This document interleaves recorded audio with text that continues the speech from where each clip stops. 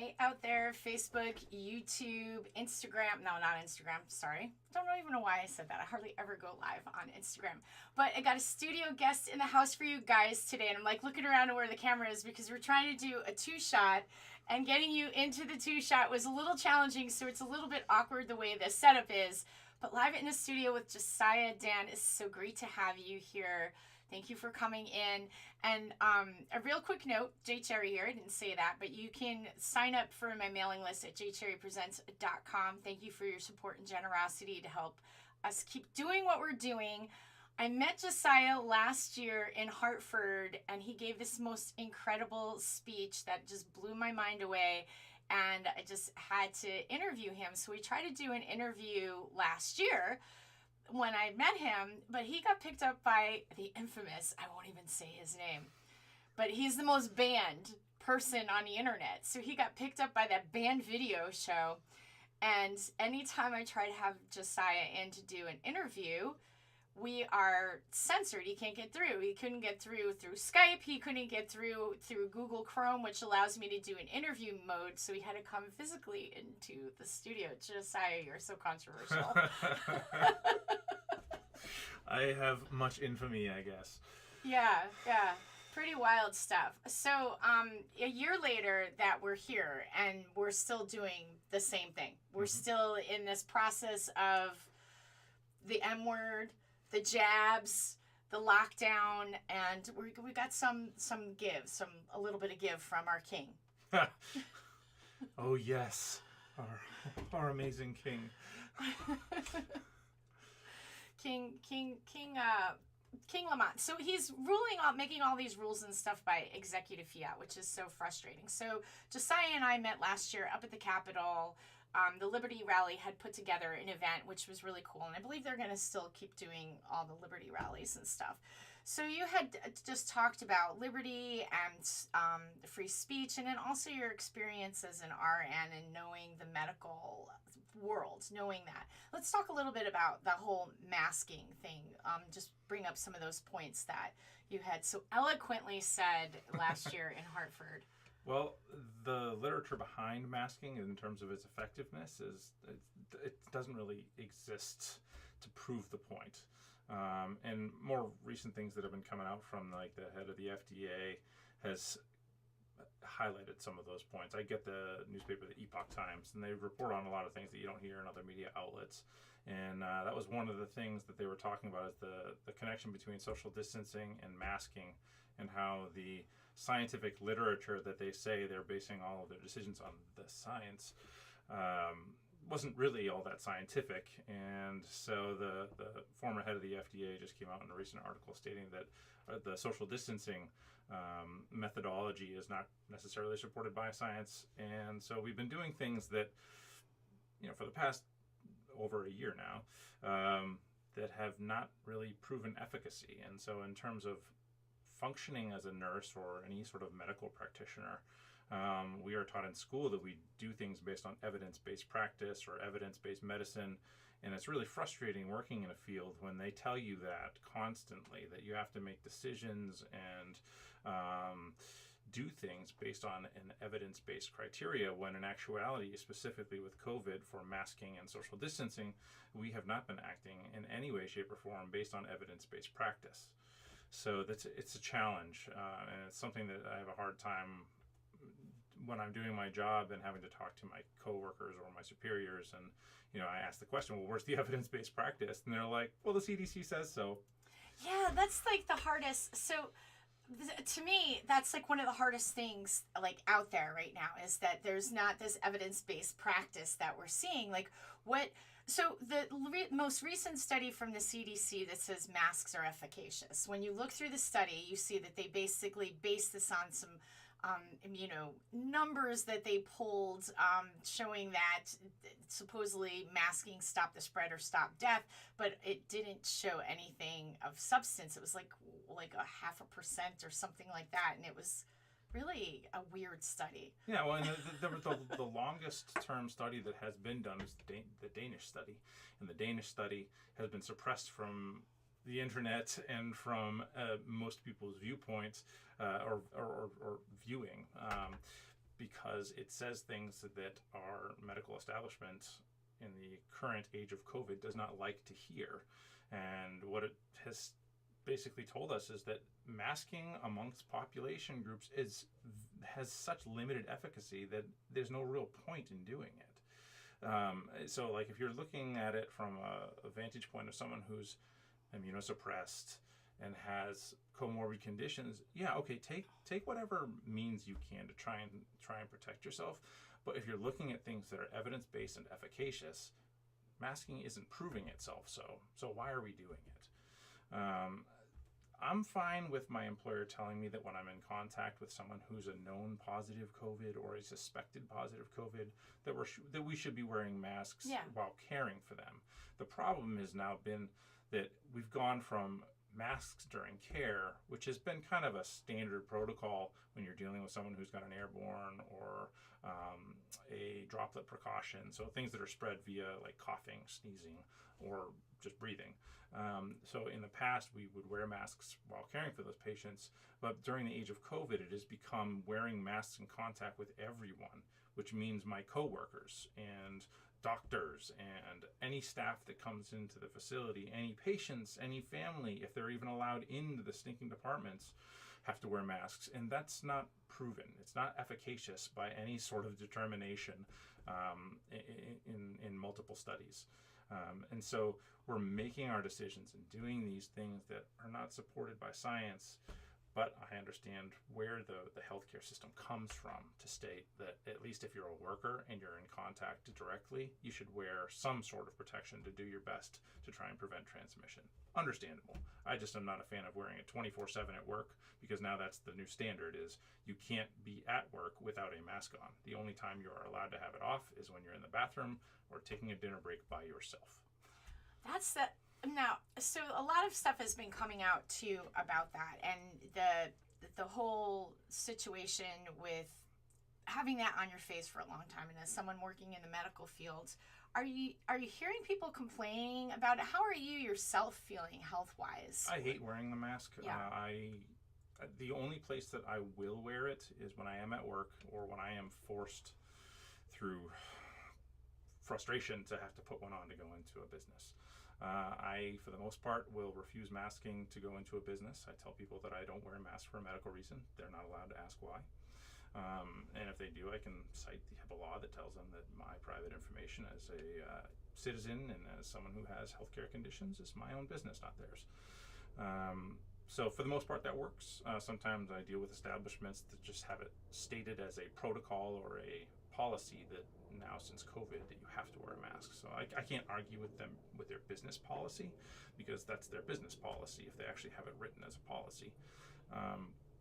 So it's the frustration there. But at work, I have to wear it when I'm in contact with patients and in contact with anybody at the hospital.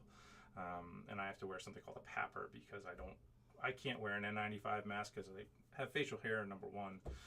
And number two is my face, the shape of it. I always have leaks because I have like a nice strong jawline with a little bit of a recession underneath there. So I always get air leaks around the bottom. So they do there's a whole process with getting the mask to fit you correctly. That is correct. Where you have to smell something? How does that work? Yeah, it's a saccharin test. So it's a smell taste thing. So when you put on this hood, it's basically a garbage bag with a plastic face shield in front of it. And they put it over your head, and there's a little port in front where they take a saccharin solution and squirt it inside and aerosolize it. And it's mimicking an aerosolized, particle in the environment, whether it's a virus or bacteria that's been aerosolized. And so if you can smell it and or taste it while you're wearing a N95 mask within this hood setup, then you don't qualify for an N95 mask or for that particular N95 mask, because there's now multiple varieties of N95s. There's also like medical grade N95s versus construction grade N95s. And then there's different sizing that affects, whether it's going to work or not. So there's small, medium, large, extra large, nothing works on me. So I have to wear a PAPR, which is essentially a device that is a positive air pressure system. So it's a hood that I wear that has a tube feeding into the back of the hood here and forces air into it through a HEPA filtration system on the back. So it's kind of like, it's one step down from having a self-contained breathing apparatus, which is what firemen wear to go into burning. Wow. So are you in the PAPR? Like, how does that work? Are you having to wear that the whole time, or just when you're working with a COVID positive So patient? definitely with suspected COVID or COVID positive. Also, we have a split triage now, which has also been an effect of having COVID as a medical issue. Formerly, in the ER, we would do triage from a location immediately when you walk into the ER. You check in with registration, and then you'll go see a nurse, and they'll triage you. And then you can actually either have a seat in the waiting room or be brought into the emergency department. Now we actually have a two-phase triage system where you walk in and you're screened. Actually, it can be three-phase. You're screened by public safety. Do you have any COVID symptoms? If you flag positive, they send you to it's called a red area or a hot zone. Okay. And that hot zone is a room that only people that are suspected as being positive COVID go to because of either symptoms or they were a known positive because they recently tested positive. Anyone that we would suspect would go in that room. Anybody that's non-suspected goes to a green area, and that green area is like patients that have like injuries or conditions that are not really flagging us for COVID symptoms. And so we have now a split triage system where we have a public safety officer doing an initial assessment, not really an assessment. What is a public safety officer? What is security? So we have issues in our ER. We had a staff member that almost got killed by a psych patient. Wow. That happened the year I started working in the ER, so 4 years ago ish. And she was triaging a psych patient who she was kind of concerned about, and the way this triage setup worked is you walked to a doorway and then sat down at a desk, and then you walked behind the nurse and sat down on the other side of them to do the triage as the patient. And in this case, the nurse was typing away, doing her triage assessment, and noticed him and had said something to a colleague saying, like, this one might be someone that we keep an eye on. And then she came back to the room, worked on her triage, and when she was typing, the person stood up behind her, and she didn't realize that he had gotten up out of the seat, pulled a knife out of his jacket, and then proceeded to start to stab her. Oh my God. So we have increased security now at the hospital. Okay, so it's public safety department. So they're actually the first people that you see walking into the emergency department. You go through a metal detector. You allow them to take a look inside your bag so you don't have any weapons on you. If you have any weapons, you have to surrender them to public safety. So they are kind of like our first stop in triage. They're not doing an assessment. They're just doing a questionnaire to see if the patient has the potential for being a positive COVID. Then it goes to the first triage person. They're called external triage. They're the ones that actually do a focused assessment to figure out, hey, is this person a likely candidate of being positive for COVID? If they're not, they get a green area. If they are, they go to the red area, and then that triage nurse has to gown up, put all the PPE on. So whether it's an N95 mask, a gown, and gloves, or it's a PAPR, N95, gown, gloves, and then also would be a face shield because that's the protocol. Okay. So that's how triage has changed in an emergency department sense. So we've had to add staff. We've had to phase the triage so that people going into the facility are constantly being asked questions, and that's even from the outpatient side. It's kind of ridiculous. I've been out for 3 months from work because I injured my hand. I was doing some home renovations and putting in hardwood floors and ran a table saw through the end of my finger. So I've been out for about 3 months, and I've been going to occupational therapy, and it's the same thing when I go to OT. It's like I have to go to the front desk and fill out a questionnaire about my, am I positive, or have I had symptoms, and am I around people that are COVID positive? And every time I have to answer the question, especially the first month that I was out on injury, I was like, I work in the ER. Yes, I'm around people with COVID. Stop asking me. These questions are stupid because they mean nothing. Yeah. It's pretty crazy. So it's really changed. Obviously working in an ER is going to have its own challenges and difficulties. This just added another layer. Yeah. Yeah. So it's are you seeing a lot of COVID positive people coming in through the ER at this point? Was there a point where you're seeing more than you are now, or vice versa? Are you seeing any type of pattern? So from what I can recall at the beginning, we didn't get a lot of initial positive COVIDs at the beginning of COVID back in March of last year, February, March of last year. But that slowly progressed and picked up, I think, into like April, May, into June, and then tapered off again in the summertime. We had some positives, and we had a COVID unit that we would keep running. We've had to shut it down a couple of times because there wasn't any COVID patients. Mm-hmm. I work at a community hospital, so it's we have 2 full inpatient units plus a COVID unit and an ICU. It's a small ICU. And we have multiple outpatient services. So it's not like I'm working in, Hartford Hospital. That's a massive facility, or St. Francis. We're working in a tertiary facility that sends many of our patients that are really, really, really ill to places like Hartford or St. Francis. But I work in a community I'm in a city, a small city. And so we have a large volume of patients that come in on a regular basis, and people coming in from Puerto Rico and other places in the world because of the population that lives in that area. So like I said, we've seen kind of like a wave of people that came in and tested positive, and then like it lulled down and then came back up. So over the past 3 months, since I've been out, I read my work emails, and they say that they've been having a large influx of COVID patients. So our area that we work in and the region that we're in is classified as a red zone. Just the whole thing with these zones, and now it's this whole thing with it reminds me of 9/11, where they had your terror threats. Yeah.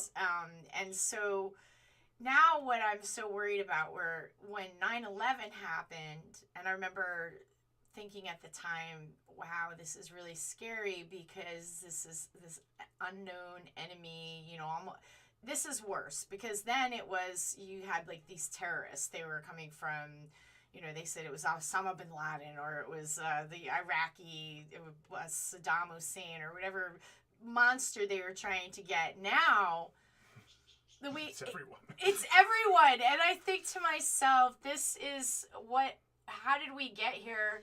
How terrifying this is, because when it comes to viruses, and you know a lot about viruses and bacteria working in a medical field, I mean, like, there's millions and billions of things all the time, everywhere. Yeah. Even before in the hospital setting. I remember my mother-in-law, she wasn't well. And we walk into the hospital to see her, and this is before COVID, way before COVID. And we walk in, and we just walk right into the room. The hospital was very chill. We walk right in, and all of a sudden I'm standing in the room, and I see all these like warning signs that MRSA, and you should be all masked up and with all this PPE. And we were just in there with her with nothing. Yep. And then a nurse came in, and she was kind of chill about it, but I was all bugged out seeing all these like warning and MRSA and signs that she had the MRSA, which she had picked up in the hospital setting. Mm-hmm. And now it's that whole thing has always been a challenge too as a nurse. My own looking at it, I have to take care of people that sometimes in the facility will get diagnosed with something that they didn't have when they came in. So MRSA, for instance, it can be a hospital-acquired illness. It can be a community-acquired illness. So you can have MRSA that you get because you went to the gym and people don't wash their hands before they touch other equipment, and so you get methicillin-resistant staph, and staph is on everybody's skin. So it's something that can be community-acquired. But when you're dealing with it in the hospital setting, it's funny to see how we treat patients that are like our new diagnosis, MRSA. And family do get freaked out because they don't, even the way that we have to handle it, it's like, okay, the people that have it now, either they got it in the hospital, or we just figured out that they had it and they may have had it outside. Okay, it makes sense. Like, their family's been in contact with them for the whole time, whether they're visiting or living with them at home, and now we're telling them they have to gown up when their patient's going to go home and still have the condition, because it's not like MRSA just goes away. We have to treat you for it, but it doesn't mean it goes away for good. So that's so interesting. And at the time, like That's fascinating because that's so true. Where's it gonna go? And we've been living with these things. Not that it's good that you pick up something that's gonna make you sick. It is and it isn't. So that's something that we really don't focus on too much in nursing. We look at things like this model of a war, and so there's always this war against bacteria. So like the whole thing you were saying with 9/11, we had a war on terror. You can't have a war on terror. That's insanity. Like terrorism by definition is something you cannot have like a boots on the ground war with. It's an ideal problem. It's an idealism of a group of people that just want to cause havoc in society. And when you're looking at it with viruses and bacteria, we're looking at this thing like it's a war when it's not. Like our bodies are sufficient enough in most cases to battle off the things that they need to. We have not been able to replicate a human immune system in the scientific field. Like they've tried to copy and make mice immune systems more like a human immune system. But they haven't made it from scratch. Our bodies do things that science can't explain because they were made by someone that made it perfectly. Not them. And so when we're looking at how do viruses and bacteria and funguses and all the things that are pathogenic, we look at them as pathogenic to us, how do they interact with us? We've been looking at it like people looked at viruses and bacteria during the medieval times. Like we look at them like they're demons, rather than realizing that there's an interplay between biological systems that has existed from the time that creation has started. And so viruses and bacteria, we look at them like they're the enemy, when in actuality, they give us a natural gain of function in our system. I listened to Mike Adams, he's a health ranger. He's an awesome guy. I love his work. But he talks about it like if you're not exposing yourself regularly to things that may be pathogenic, like viruses in the environment, because you're constantly trying to protect yourself from them with a mask and sanitizing everything to death, then you're not allowing those viruses to actually interact with your own human immune system, which then essentially acts like an upload of information into your immune system to give it benefit and boost in how it functions in the environment. When you lose that upload of information from viruses, you actually become weaker overall as a individual, but then corporately as a species, when we do that, we weaken the entire species. So, trying to protect ourselves endlessly from COVID-19 or from SARS-CoV-2, which that's the actual virus, not COVID-19. COVID-19 is just a catch-all for the disease process that they call. That's an interesting. That's a great point that you're bringing up there with that, because I've noticed that how they say that. So it's the SARS-CoV-2, not COVID-19, and it's that disease process. And this other part of that makes me think of going back to, and I'm going to connect the dots and say things, they're probably going to get the video flagged. But going back to with like Anthony Fauci and his work with viruses and the HIV virus, which was the virus that causes AIDS. And so it wasn't, what I always found so fascinating, there was no test for AIDS. And then sometimes HIV doesn't even show up in the body when someone is supposedly having AIDS and like falling apart, like dying. And I just thought it is interesting how you've got the COVID-19 and the SARS-CoV-2. I mean, I'm not a medicine person, so maybe that's just the way they classify things all the time. And I just thought that it was an interesting connection with the two illnesses and the way that they're operating, because it seemed like to me they leaving this door open. And all the understanding I have now, because I've gone back and started to read stuff about the HIV virus, and I'm seeing things that are showing themselves to me now that are like kind of shocking, like with the AIDS drugs to treat it, how that was seriously making people sick. And then coming across this whole study by the NIH on foster children who were made to take the HIV drugs because they were testing positive for this HIV disease. And I just find it interesting that they could put an umbrella, because somebody, I guess my point is that somebody could test positive for HIV and never get sick. And so somebody could test positive for COVID and not be sick. and not be sick. So that's And that's the reality of viruses in general, is that it's not can. So we need to get rid of some of this thought process of like, can you come in contact with, or can we prevent contact? It's, you will come in contact with. There is no way to prevent it. So once a virus is exposed to a population group, unless you completely isolate 100%, lock the doors, put them in a cage, don't let them out, it will make its way through other population groups because of the natural flow of how people move or animals move, because some viruses can jump species, and that's part of what the conversation was at the beginning of SARS-CoV-2 COVID-19 was was this a species jumper?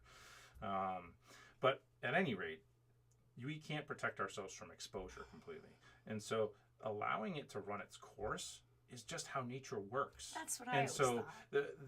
They change, like, so the WHO sometime during this whole pandemic changed its definitions on its website of herd immunity, because they didn't like it was a political move, because they want, just like Anthony Fauci and Bill Gates and all these other whack jobs that think that they can control our human immune system through the jab, they want people to uptake it. And so to them, herd immunity happens when you have enough of the population that has received the treatment or the jab to basically protect the rest of the population, and they call that herd immunity. But in reality, herd immunity, the real definition of herd immunity was in existence before inoculations had any part of medical treatment. And so herd immunity means once enough of the population of a particular group, so humans in say Massachusetts or Connecticut, have been exposed to a virus, their bodies will create natural initial antibodies, B cell response, and then through the course of time, B cells diminish in the system. They're an initial reaction to an exposure. They will diminish, and then they will be replaced by T cells. And that T cell response lasts way longer than B cells. So what we're looking at when we are checking antibody responses are the short-term reaction to an exposure. We're not looking at the long-term, and that's a frustration when looking at are we developing herd immunity, because we're not looking at the right marker. It'd be like someone coming in with symptoms of a heart attack, and you're not going to do a troponin T. There are other ways that you can determine if they're having a heart attack via EKG or some other lab work, but the troponin T now is the gold standard test, because it has a better indication of cardiac damage within a shorter period of time. And so if we're not using that test, which is now the gold standard when someone walks in the door, to determine if they have this or not, then what are we doing? It's so, oh my gosh, it's just a really wild time to be around and be living through this time zone, this period.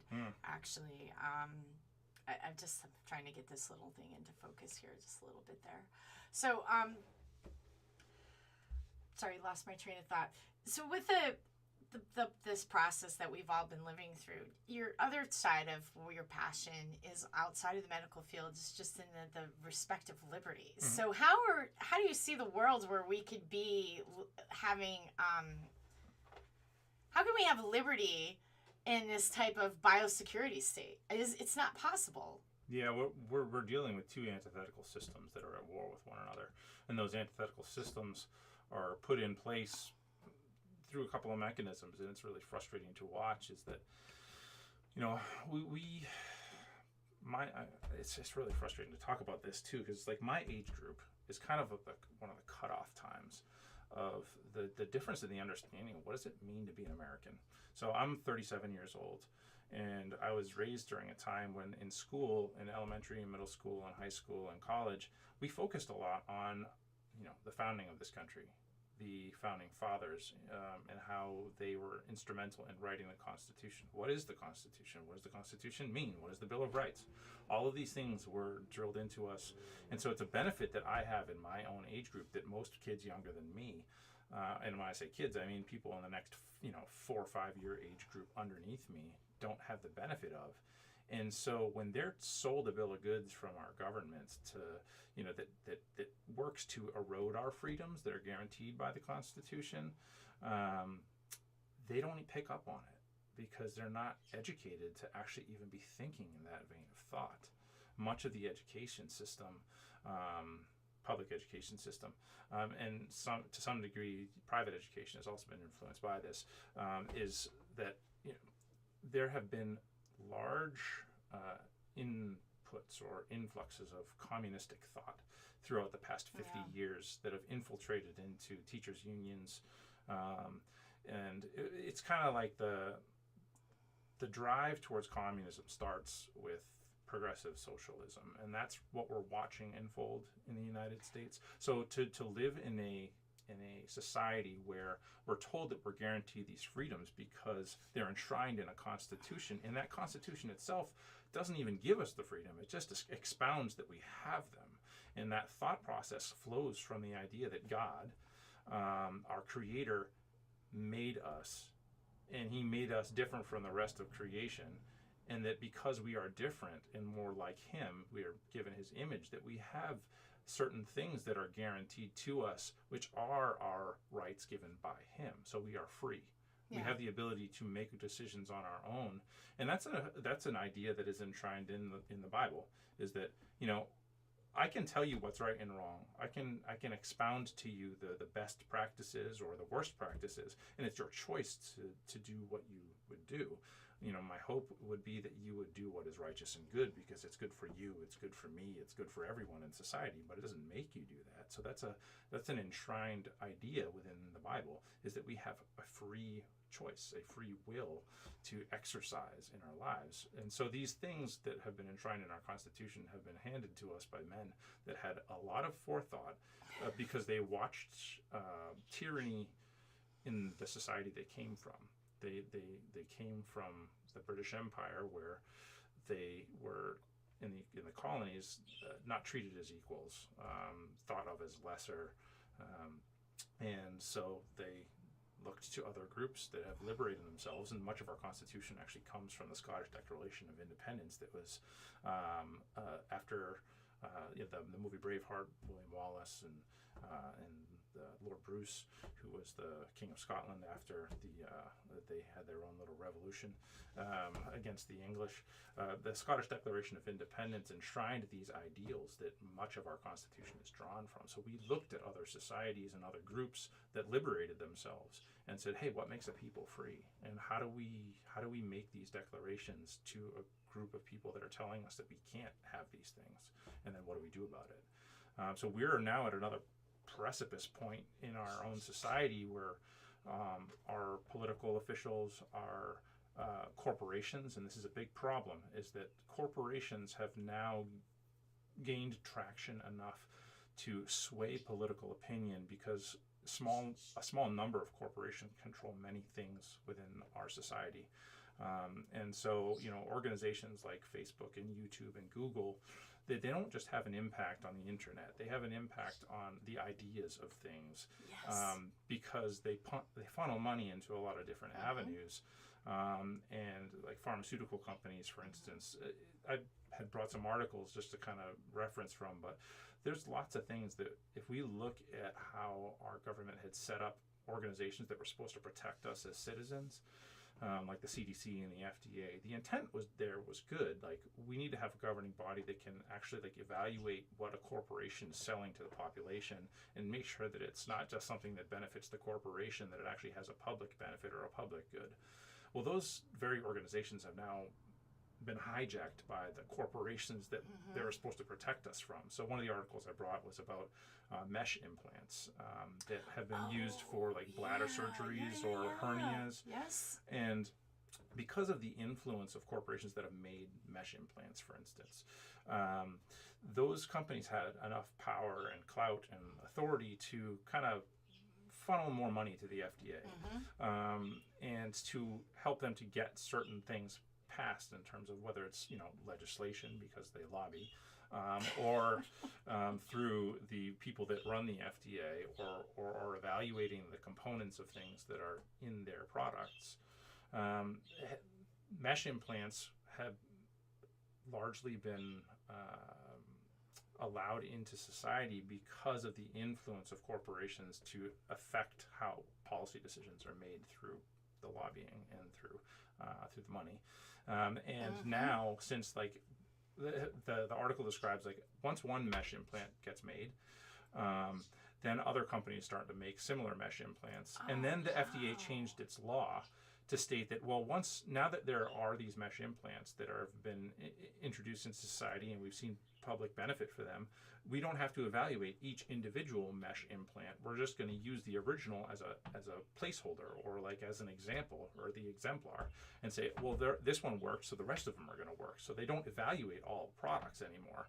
They just use a precedence decision from the original approval of that mesh to now approve all these other meshes that are made of different components and have different interactions in your system, and has now been demonstrated that many of these mesh implants are actually causing far more detriment in some of the population group and not actually fixing the problem that they were intended to in the first place. And the means by which these companies have funneled money to the FDA has affected the public good. And so that's happened with the jab as well. So like all the funding that goes into producing medical interventions, whether it's knee implants for replacements or mesh implants for bladder surgeries or different medicines or jabs, all of that money gets kind of funneled to two different avenues that have a big impact, and that's public lobbying for public officials, and then financial contributions to organizations like the CDC and the FDA, because not only does the CDC evaluate different medical interventions that are allowed to be dispensed to the public, they also profit off of them. So now they're not even just an evaluator. The CDC holds patents to many, many, many, many, many things that they make money off of that are now mandated for public good. How does that even happen? How do we get to a place in life where we have this situation? I'm trying to get you in focus as we're in a two-shot live in real time here, guys. Sorry about that. As I just, I couldn't have Josiah come on the show like in a way that we've done before because they've censored him, because this is one thing that they do when people in the medical community speak out. They're censored, and that's unfortunate. I think we're almost in focus if I kind of lean back here and then my light kind of changes. So a couple of interesting points that you brought up that I wanted to comment on. With what I find really interesting is that right now, with the jabs, all of the companies that are producing those jabs, except for one, Moderna, which has never produced a jab. Moderna had, I believe they were trying to produce the HIV, but I don't think that ever really went very far, and I could be wrong on that. But all the other companies, I guess my point is that, okay, so if we look at Pfizer, there's like 23 times that they've been, charged with fraud, where they've lost in a court of law, where they've had to pay out billions of dollars. All of these companies, the GlaxoSmithKline, Merck, you could just go down the list and name these companies, these corporations, these corporate entities that now have a lot of power in our field of medicine, of health and healing, to the point where things are mandated that are now profitable to agencies like the CDC and the FDA. And I people don't understand it. They have this disconnect. Yeah. Like they think that is, I want to believe in that United States, that American vision, that everything here is good and sound, and we're this, progressive, and I'm not using that in a word in a political sense at all by any means, but like we're progressive in our ideology and like mindset. Like we want to move forward. We want to move forward. That's the way I'm using that word right now. So we want to move forward, but yet we're not going to move forward in this kind of with these agencies that are totally compromised. And I think people just believe that that's not the case in the United States, that we can trust these institutions And this knowledge is out there. Like anybody, you can even at this point still Google it. Like you could still just go out and look.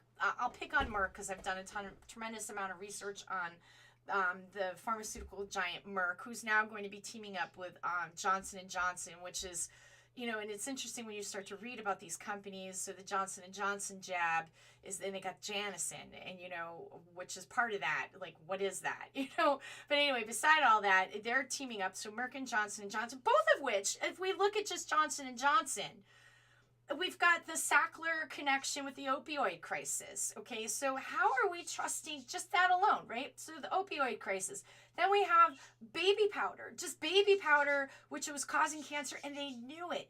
How have we given so much trust to these institutions that are now literally controlling the show? They're pulling the strings. We are entering into a pharmaceutical dictatorship, basically based on the rulership of pharmaceutical giants to say you have to do this or that or X or Y or Z to live as a free person. We're already seeing the CDC is saying, yesterday I'm in a store, I take a picture of a box of masks, and on the picture, the reason I took the picture of the box of masks, they stopped putting there that they don't stop viruses. Yeah, they stopped putting that on there, and that's right? banned when you put it on Facebook. Yeah, and then it gets banned, right? So I take product label. I take a picture, and it says the CDC recommends that you wear a face covering in public always, and I'm like blown away by how we've gotten into this place in time. Yeah, right here. And that's partly our responsibility. So, and when I was trying to lay out like the difference between my generation or those who were brought up before me and then those who have been raised after my generation, we've been giving up our freedoms little by little over the past 100 years. Probably more like 75 to 80, but since World War II and things kind of like tapered down, and we looked at ourselves as this massive powerhouse of a nation that was guaranteed all these freedoms, we got complacent. And so it's every citizen's responsibility to guarantee their freedom, because freedom isn't guaranteed. And I can't remember the exact quote, but Reagan had said basically every generation is inches from destruction when it comes to liberty, because it takes every generation to protect liberty. And the further you get down the line of generational loss when it comes to the collective memory about what it means when you don't have freedom or when your freedom is threatened, the higher the likelihood that is going to destroy the society.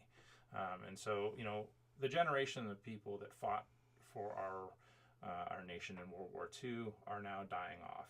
They're the ones that went to Germany or went to Japan, went to China during World War II and saw the atrocities there. So, much of what we focus on in history, looking at World War II, has to do with the Holocaust. And so looking at the mass amount of death that the Nazis inflicted upon their own people, people that they disparaged, so whether they were homosexuals or blacks or Jews or artists, basically anybody that opposed their regime and had any ideas that might be contrarian to what they wanted as their foundation of society, were thrown into concentration camps and either tortured or experimented on or whatever, abused.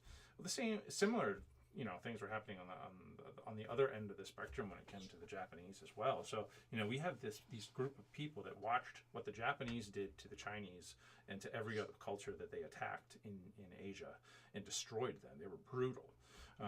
And what happened in Germany, all these people that saw these things are now dying off, and the stories that they've told to their kids and their grandkids, unless they actually resonate with them and their kids give a crap or their grandkids give a crap to listen,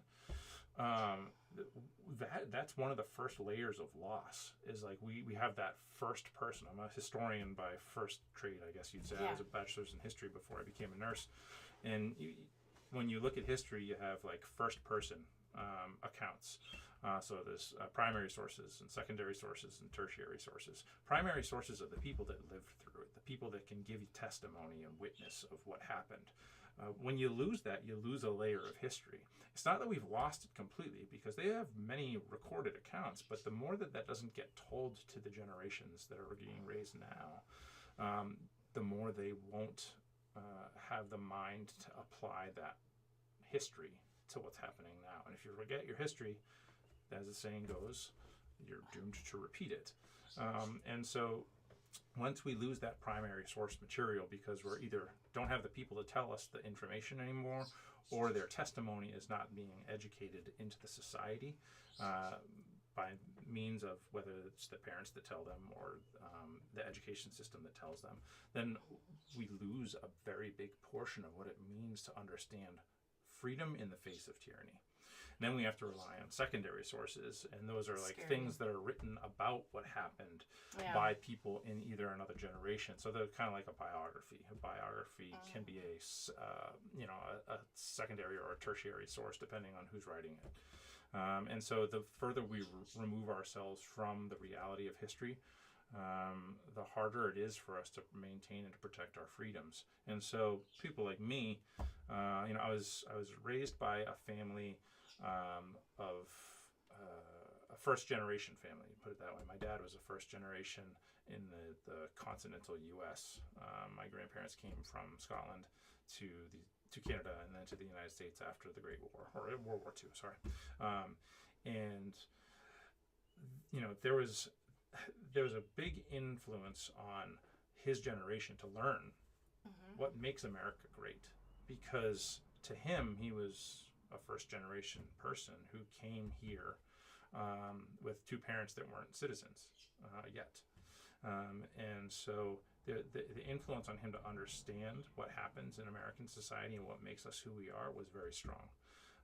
And so me being my father's son and my mother's son has given me a stronger understanding of what it means to, fight tyranny, because my grandparents on both sides fought during World War II. One as a medic, he didn't really fight with guns. He helped to defend those that were injured. And my other grandfather was in the British Royal Navy. And so I have that as my own history and a benefit to my generation and in my own family, because I've been taught by the people that lived it that there are things worth fighting for, and that freedom is important, because once you don't have it, you really don't have it. That's such an important point, and I just want to say something like I think that they are purposely in the public school system leaving out this valuable stuff about our history, and it's so. What I'm seeing is, and the other connection is, it's just history in general. So, and I know that some people, this almost had been desensitized to, but when we look back at Nazi Germany, say, because that is so close to our reality in years wise, and how people, they're desensitized to the fact that I've been to protests where every president is Hitler, and, and it's, people are just, it just goes right over. They are not thinking of it. But when we look at like the Weimar Republic, and we look at socialized, like socialism, okay, because the Nazi Party were socialists. I got into an argument with somebody over this, where they're like, no, the Nazi Party is not, they were not socialists. They were absolutely socialist. It was the Nazi Socialist Party of Germany. And they used public health and socialism and this racial hygiene and fear. They used disease to segregate and separate people. And what really scares me about this is that I'm seeing this now, and it's happening here in the United States. It's happening. Canada is really bad. They have some really intense quarantine things going on with the Canadians there. That's scary. And then here within our own country, New York has a quarantine bill on the books right now that is the most draconian thing, where they could literally, I read through the bill, I did a whole show on it, read through the bill, and the things that they could treat you, they could hold you for as long as they want to, they could just suspect these things. And how are we today not in the same boat as what Nazi Germany was too, even though that somebody will say that's hyperbolic or that's like so extreme that you're saying it. I don't think so. We're the frog that's boiling in the pot slowly. Yeah. I mean, we've watched a real big temperature turn up in the past year, which I hope has woken some people up to the fact that they're boiling alive. But the longer it takes that process to happen, the better it is for the tyrannical ruler or the group that's going to rule, because the more that you can slide these things in slowly to any population group, the less they're going to realize them. And so to one degree, COVID has given us a window of opportunity to wake up, and not just slowly boil in the pot until you're not able to survive. So this is an opportunity for anybody that is willing to open their eyes, start reading, start understanding, start questioning. And that's a big thing that people have lost over the years, is their willingness to question the authority figures for the sake of the fact that they're an authority figure. Yeah, it's almost like it's not cool to question, or you're going to be silenced. There are people, I think, that are literally afraid of questioning. Like, we can't even say the word. We're avoiding saying that word. So the jab, like if you start to question the jab, and I've been censored and have been threatened on YouTube to have my whole channel taken down for having honest conversations and asking real questions. And when I was a kid growing up, I was always taught that the freedom of speech was the most paramount and important thing, and that we in this country, we have that's what made us a great country. That we have this freedom of speech. And so I just remember being a kid thinking, yeah, that's great. I'm so glad I'm in the United States that I have this free speech, and I'm a talker. I like to talk and broadcast, obviously. So to see where we are now is, to me, it's the saddest thing, and it's the most frustrating thing I've ever experienced in my life, and people are okay with this. Like, oh, Facebook has the right to censor you because that's their rules, or a store has the right to refuse you service because that's their rules. But how did we get to this place where it's so complicit on our basic constitutional law of the land? It's really simple. They sit there and they write all these laws up in the legislature, right? They're throwing out bills like crazy. They've locked us out of the People's House here in Connecticut, and they're doing all these bills in Connecticut. Just insanity. The only law we need, the law of the land, is the Constitution. It covers it all. Yep. And when you were bringing up some of those points there, it's really interesting that, like, with the New York law that they're trying to pass with, quarantining and being able to take everything that makes you through this quarantine bill, very much is a violation of the Constitution. If you read through the Constitution, which I would encourage everyone that listens to this program or that is a United States citizen to get yourself a little pocket Constitution and spend some time and read through it. You'll find some really awesome information that may protect you in a pinch. Or at least lead you to the right avenue to protect yourself, which is getting a lawyer, because that's maybe what some of this stuff takes. But the only thing that can be suspended, according to the Constitution in our protections, it's called habeas corpus. And that law in New York violates habeas corpus for the wrong reason. And so habeas corpus means the production of the body. And so habeas corpus means if the government arrests you, they cannot keep you in indefinite detention without allowing your family or a representative from the court to know where you are. So they basically can't hide you away from society. The only way that can get suspended is during an insurrection.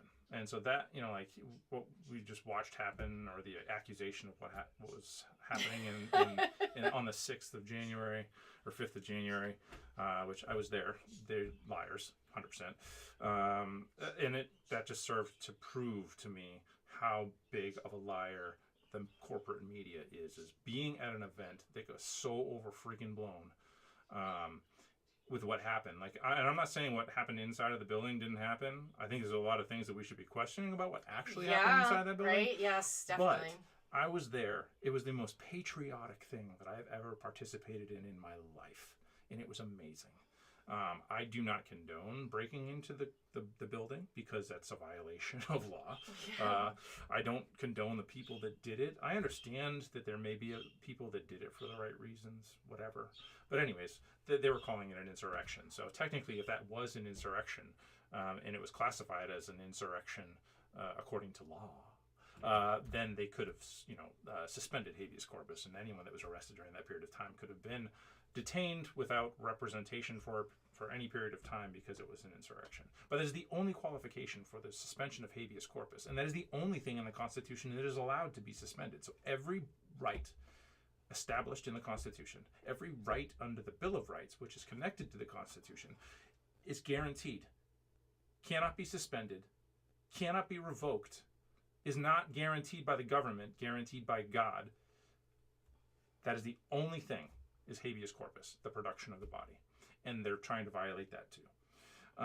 So we need to be very aware of our history and what makes us U.S. citizens, because what makes us a U.S. citizen is the understanding that the Constitution is the founding document of this country. We become a citizen either by naturalization or by birth or by choice. And we need to protect the very things that make this country the great nation that it is. Yeah, and then, that just brought up in my mind, and this will be an unpopular thing to say, is about when somebody does become a naturalized citizen, they learn about the history. Well, they're supposed to. Of our country. Well, they're supposed to, yeah. And I think there's a push to just bypass that. That doesn't matter. That if you care about your history and you care about the Constitution, you're somehow either a white supremacist or there's a new term. So if you're not white and you're supporting liberty and freedom and your right to choose and your history, then you're multiracial whiteness. That's a thing. And I'll probably get canceled for that, or I've been already canceled by some people for saying that's a load of nonsense. It's a communist tactic, and if you read about communism and what happened in communist countries, it's Orwellian. So when George Orwell wrote the books that he wrote, like Animal Farm and 1984, he infused these concepts into his writing, and it is basically changing the definition of something for the sake of making it look bad, or making yourself look good. And so we are watching the redefining of our history, the redefining of our culture, the redefining of our morals, the redefining of what it means to be an American citizen based on a group of people that have no care for this society. They really just want to see it destroyed. And that's what we don't realize, I think, a lot of times when we are seeing what's happening, is that the people that promote these ideas don't actually care about the United States. They don't care about you as a citizen. Not at all. And they don't care about the public good in reality. They're caring about their own good because there's another agenda that's at play. And that agenda is to guarantee themselves power, authority, control, and ultimately to probably end your life. Yeah, no, that's so true. That's such an important point that you hit upon, because they don't care. And what it is, it's a elite cabal of powerful people that are global, they're international, and we can look at we could just take a look at the World Economic Forum, and we could take a look at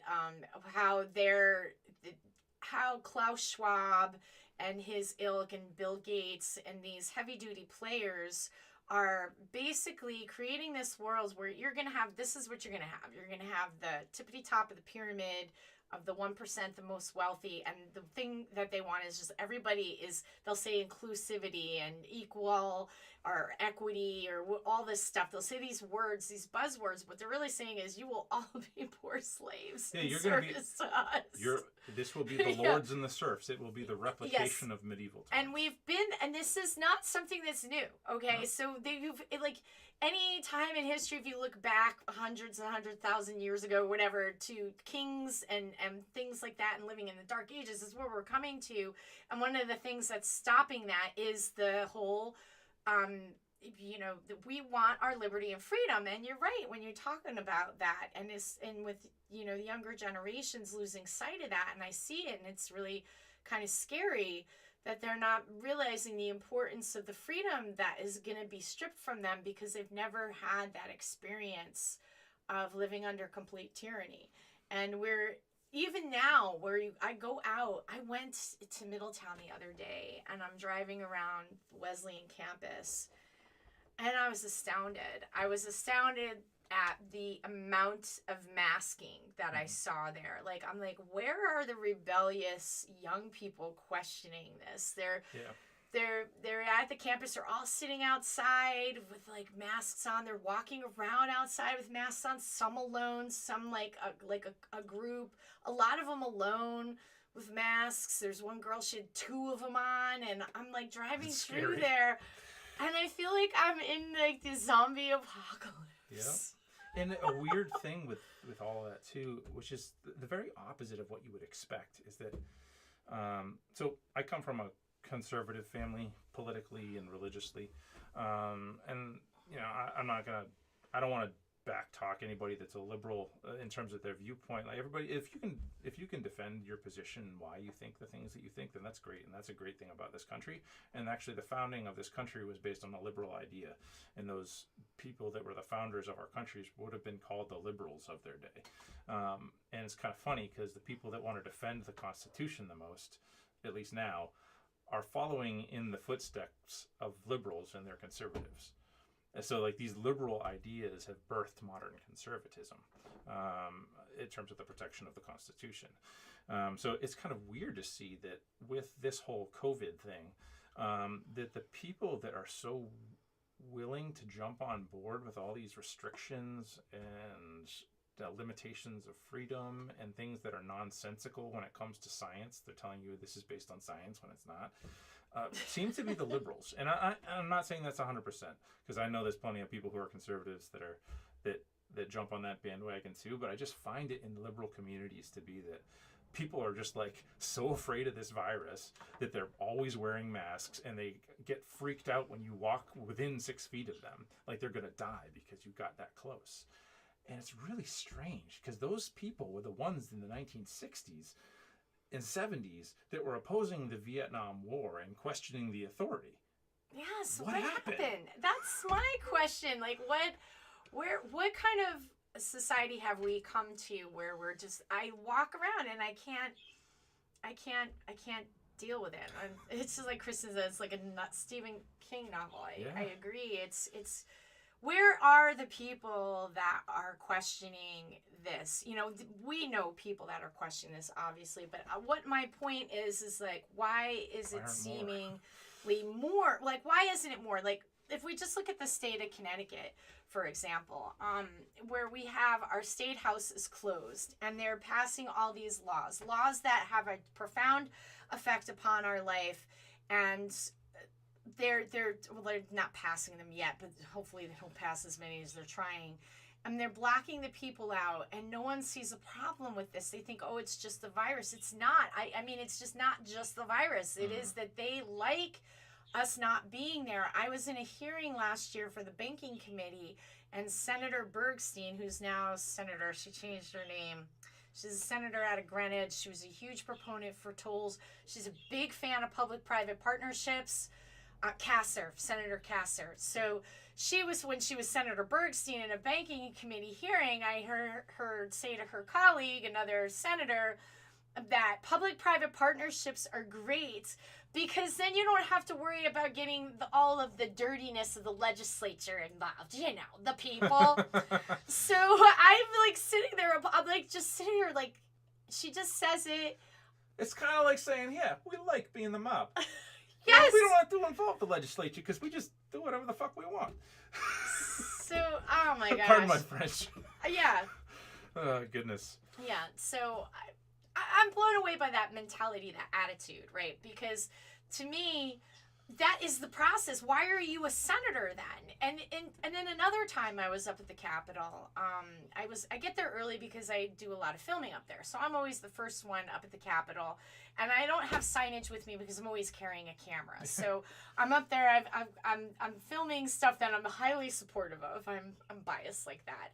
And I get up there to film, and I hear them talking about the annoyance of having all the medical freedom people in there, and they're, you know, using derogatory terms, not like that, to describe us. And I'm just like in there, and they're just talking amongst themselves. They're not even aware of like who I am or what I'm doing, and they're just, you know, they like the building. My point is they like the building to themselves with the public out of the building because it makes them have to work. Yeah. And I think that our own legislative body has forgotten its history. When you see a senator like Senator Duff, the way that he talks about people who want to maintain the ability to say and protect their children, my body, my choice, my child, my choice, my family, my values. These are the things that I want to do. This is like basic stuff. Why are we even having a discussion about this? I never knew that the government all of a sudden is your daddy. Yeah. And that's really scary. Some people Big say, brother. well, you don't own your children. I'm like, well, that's not the point. First of all,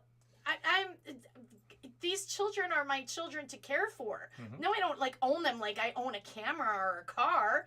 They're human beings. It's my job to nurture them. As parents, it's our job to make what's best, these best decisions. And it's not about whether the government agrees, because when just like you were talking earlier, the government is corrupted by the very entities that it's supposed to be protecting us from, the CDC, the FDA. Now the CDC is making laws. Since when does the CDC make a law? When do they get to say? They're not involved in the legislature. Yeah, but now they're all of a sudden they're going to say that you can't travel on a train or a bus or a taxi without a specific style of mask. And my worry is that they're going to, and Bernie Sanders has said this, he wanted to send masks to every household. First of all, that's not free. Somebody's paying for that, and I don't want it. You can keep it because I'm not putting that thing on my face, number one. And it's just like this. The government has now decided it's communism. That's all there is to it. So we can look at history, right? So one of the things, and this isn't communism, it's the craziness of the French Revolution. So during the American Revolution, we gained our freedom, and then the French, who supported us during the American Revolution, wanted us to support them as well with the French Revolution. The French Revolution was a very, very bloody, violent, aggressive revolution that destroyed a lot of life and didn't support the real cause of liberty. And one of the things under the Napoleonic era that was very different than the United States is the way that they wrote laws. In the United States, they enshrined the benefits of our rights in the Constitution and the Bill of Rights as it grew. And it's kind of like anything outside of that was, not personal preference, but because we were considered a moral society, people can make their own effective decisions, and that anything outside of the Constitution will be relegated to state authority. But all those decisions had to be made based on the protections of people's rights in the Constitution. With the French Revolution, they had a very different makeup, and basically it was anything that we can say, anything that we say you can do, but anything that we don't say you can do is illegal. So that's kind of what we're moving to, and it's really scary. So we're watching the erosion and the destruction of the very thing that made the United States what it is, for the supplementation of an idea that existed in the French Revolution, that basically we tell you what your rights are. And if we don't tell you that that's your right, then whatever you're doing that's not that right is illegal. And we can arrest you for it, we can detain you for it, we can fine you for it. And that's how they wrote their laws. So basically, anything that was not enshrined as a law was illegal. Mm-hmm. And that's a really scary place to be, because then that delegates a lot of authority to our governing officials that shouldn't be theirs to dictate about our personal lives. I don't want the government coming into my home and telling me how I, raise my kid, or what I feed them, or how I discipline them, if it's within a reasonable, course of action. I don't support those ideas. I don't support governing officials that want that. And I don't understand governing officials, especially local representatives, that violate the protections of their own people, because they're citizens as well. Like many of the people that are our representatives, they either came from small business families, or they were private citizens that decided to join the public arena. But it seems like the higher you climb that food chain, the more people that have been there for a longer period of time, they probably came from a family that has been there for a long time.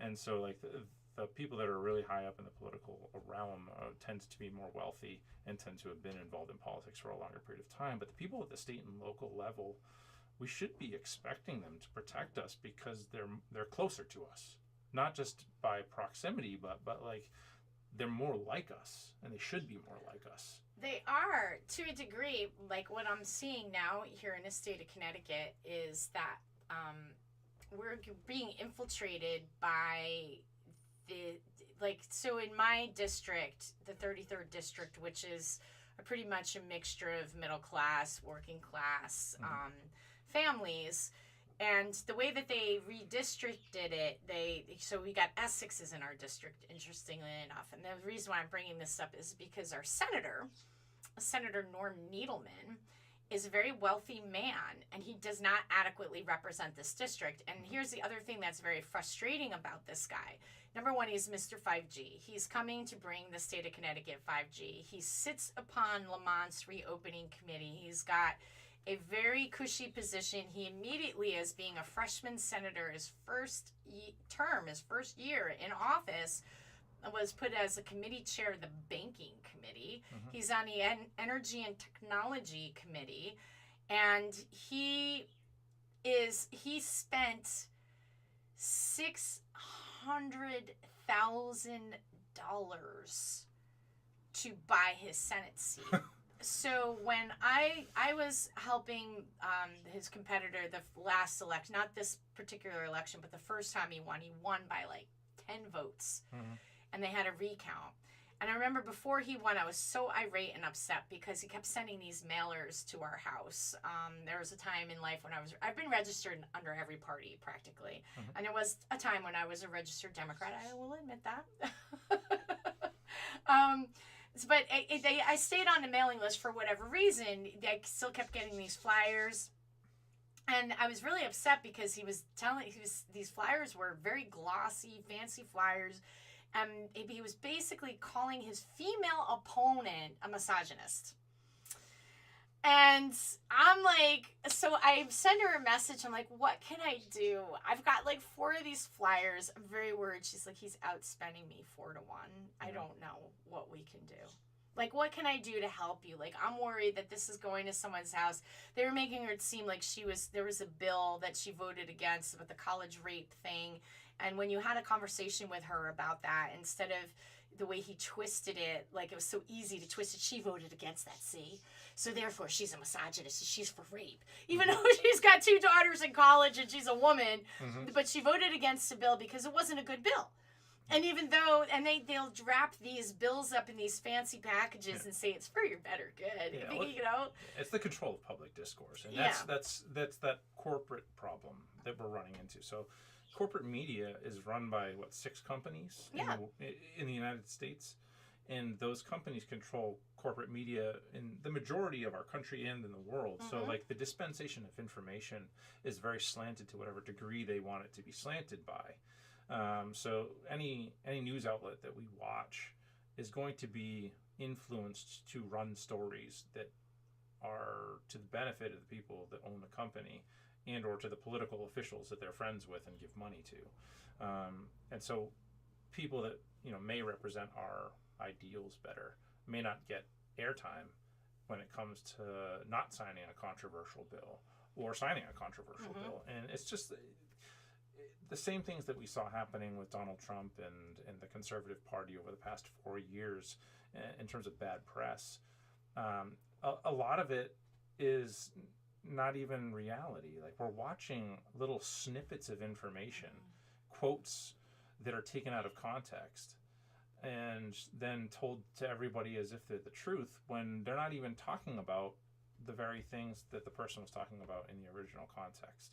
And so you can make anybody say anything you want if you take them out of context. So any text out of context is a pretext, which means I can make a book say anything I want it to say if you don't read the whole thing, or if you don't read everything around what I'm trying to tell you is from the book.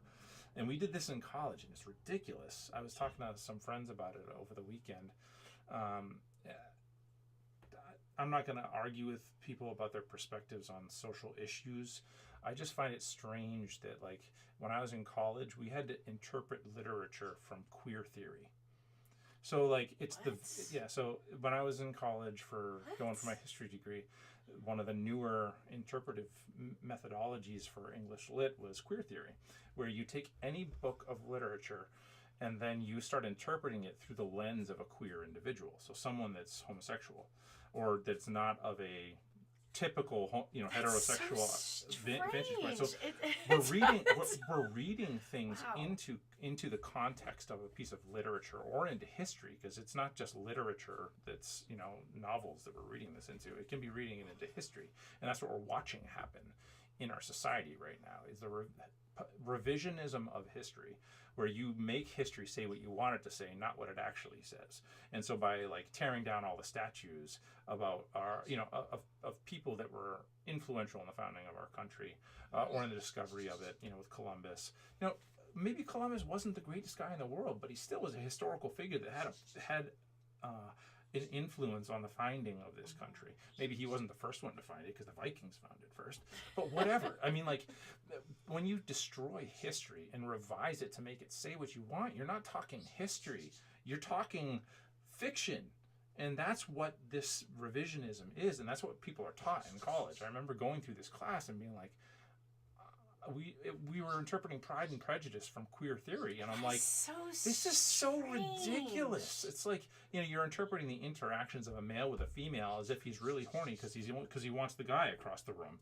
That's not the context of the book. That's not, like, this is stupidity. And we're teaching our college students how to destroy history through revisionism, whether it's through literature or history, and watching what, and you can hold the viewpoint that BLM has legitimate perspective, and that they are fighting for, things in society that need to be worked on with racism and all this other stuff. But much of what BLM focuses on, and much of what their platform has been hidden from the public. And it's been done on purpose so that they don't see what BLM actually stands for. And BLM doesn't want you to be part of a nuclear family. They want the nuclear family abolished. They don't want parents together with their kids. They want to rewrite what it means to be a family. That's been pulled out of their platform from their website, because people like George Soros, who fund them, know that if the public sees that, they're not going to support them as much. So there are multiple layers of revisionism happening within the context of this nation as it stands right now, to destroy our history, to make it so that we can't know what happened before. So we fall into a tyrannical authority much easier, because we don't know what to question, we don't know what to say. And I don't know if you remember the movie Stargate that came out, like, when I was in middle school. This society of people that lives on a different planet that doesn't know how to read or write, and there's this alien culture that's forcing them as slaves to build these pyramid structures. Well, what did they do? They kept them from being able to understand. They kept them from reading and writing, and from understanding their history, because once they started to understand their history, they started waking up and seeing, hey, you know what? These people aren't what we think they are, and we can win, and we can beat them, and we can take back what is ours. And that's what our history teaches us. And, I guess that makes me a revolutionary, but I'm not, my argumentation isn't for a bloody revolution in the United States. I mean, if it came to that and it was fighting for the right things, I would be very willing to fight for what I believe in terms of the Constitution, and protecting my family, and protecting this country and the history of this country, so that it could be the best that it can be. But we need to start with the realm of ideas, because ideas inform all of these other things. If we start giving in to people that are trying to change how we think and what we think and what our kids think, then we're doomed. And if we don't start taking a more active role in our kids' lives, like, I have a little one at home who's a year old, and I don't want to watch my kid go through a public education system to become an idiot. And I'm not saying I went through public education and private education, and then college. It was a publicly funded college. And I'm not saying you can't get a good education, but your parents and the people around you should be paying far more attention to what you're learning and participating in the lives of their kids to effectively, lead them to the truth and to a proper understanding of what it means to be a citizen and what it means to be a good person and how to have a good moral base and a foundation. And if we don't do that with our kids, if we don't lead them effectively and teach them effectively, then we're basically letting them out like lambs before the slaughter. We're all these wolves that are out there trying to take and usurp authority are going to influence your kids to be not the people that you want them to be, so that they're easier prey. Yeah, that's a very powerful point. This has been great, Josiah. We've been having such a good time. Yeah, it's a good time. And working on the lighting and all that stuff here as we build an in-studio spot to meet, because this has been really cool to have you in studio. So I appreciate your patience as we work out the lights and dealing with a couple of snafus with getting it just right. And we'll have to plan another time to have you come back when we get it more hooked up in here. Yeah, sounds good. But any last words you want to share before we wrap it up? I would say that now is the time. There's on my drive here, I remember at the beginning of COVID, there's a song that I really appreciated, so I popped the video online. It's by a band called 10 Years. And they weren't writing about anything that we're talking about, but the words, the lyrics of the song are very poignant. And the chorus is, now is the time to open your eyes. You get it, you have it, you want it, but it's time to open your eyes, basically. Like, if we don't open up our eyes and see what's happening, we're doomed. Like, we need to pay attention and to participate. And that starts at the basic ground level. So that's your family. The family is the foundation of society. If we allow society to destroy the foundation of our society, i.e. the family, then we will have no society. Or we will have a very distant and disparate society than we want. Because we're going to watch it fall apart. If there is no foundation, the building won't stand. It's a quote from Scripture. So we need to pay attention and protect the foundation of our society. So that means raising your kids right, paying attention to what's good for them, because what's good for them is good for all of us. Mm-hmm. And what's good for kids is good for society to grow on. And so pay attention and protect that, and be willing to stand up and say things that, maybe people don't want to hear. And that is the ideal of liberalism, is that you can have a thought and have a viewpoint that's distant and very far away from mine in viewpoint, but it's yours and you have the right to have it. And even if we disagree, as a liberal, my job would be to protect that in you. Like, you disagree with what I say, but as a liberal, because I value liberalism, I value protected thought, I value protected words, I value freedom of speech. My job is to say what I think, allow you to say what you think, and in the concert of ideas that gets dispensed in society, to allow that to happen. And so the more we capitulate to people shutting off the channel and keeping you from saying what you need to say, the more it's going to happen. So say what needs to be said in public, and say what needs to be said in conversations with people. Don't be afraid. If people don't like you or think that what you say is crazy because it disagrees with their thought process, or it's something they don't like to hear, oh well, the reality is your friends are going to be your friends no matter what. And you don't have to be everybody's friend, and you can't be everybody's friend. No matter who you are, where you are, what you are going to offend people to some degree. And so this thought that, like, I can't offend anybody, I can't be that person, is impossible. You're living in an impossibility. So forget about it. Just be yourself, and be a free thinker, and be willing to say things that may be disagreed with, and have the conversation, because that's where the importance of deliberation comes in. That's the foundation of this country. Like our Constitution wasn't written overnight. Our Bill of Rights wasn't written overnight either. It evolved over time, and it came through difficult conversations, through people that had very oppositional points of view. And that's a good thing, and that's what made our country what it is, which is good. So remember that and participate in it. Thank you so much, Josiah. It's been so awesome to have you in the studio. So knowing we're not censored. And I'm going to upload this video to BitChute because I'm having so much trouble with all of the mainstream platforms. And don't be afraid of them trying to censor you. Keep speaking. I'm not going to let it stop me. Don't let it stop you. Read 1984. Yeah. Read 1984, and I'm going to put this video up on BitChute so that if YouTube does take it down, it's okay. If Facebook shadow bans, it's okay, and same with Twitter. And thank you again, Josiah. It's been thanks great. for having me. Thank you, guys. Bye, guys. Bye.